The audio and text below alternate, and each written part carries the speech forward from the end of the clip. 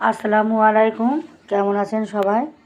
আজ আমি আপনাদের সাথে শেয়ার করব মিষ্টি কুমড়া ভর্তা রেসিপি। এই মিষ্টি কুমড়া ভর্তাটা খেতে অনেক বেশি মজা। আপনারা কে কে খেয়েছেন কমেন্টে জানাবেন। তো আসেন শুরু করি আমি কিভাবে মিষ্টি কুমড়া ভর্তাটা করে থাকি। তো প্রথমে আমি মিষ্টি কুমড়াটাকে কেটে নেব, কেটে সুন্দর করে ধুয়ে নেব। তো এই যে মিষ্টি কুমড়াগুলো এরকম ছোট ছোট পিস করে করে কেটে নিয়েছি। এখন এই যে রাইস কুকারে আমি স্টিম করে নেব। এই যে রাইস কুকারে মিষ্টি কুমড়োটা স্টিম করতে দিয়ে দিয়েছি। মিষ্টি কুমড়োটা প্রায় সেদ্ধ হয়ে যাচ্ছে।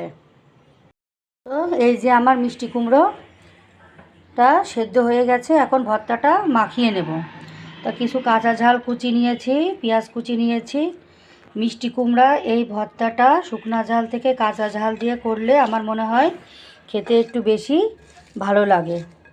কাঁচা ঝালের একটা ফ্লেভার আসে। একটু লবণ দিয়ে দিলাম পরিমাণ মতন।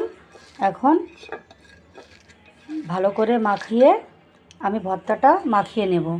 দিয়ে দিলাম পরিমাণ মতন সরিষার তেল।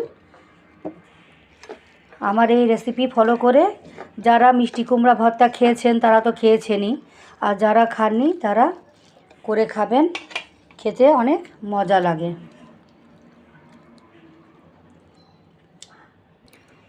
তো এই যে আমার মিষ্টি কুমড়া ভর্তাটা হয়ে গেছে। তো যারা খাননি তারা অবশ্যই ট্রাই করবেন, কমেন্টে জানাবেন কেমন হয়েছে আমার মিষ্টি কুমড়া ভর্তা রেসিপিটা। তো সবাই ভালো থাকবেন, সুস্থ থাকবেন। আল্লাহ হাফেজ।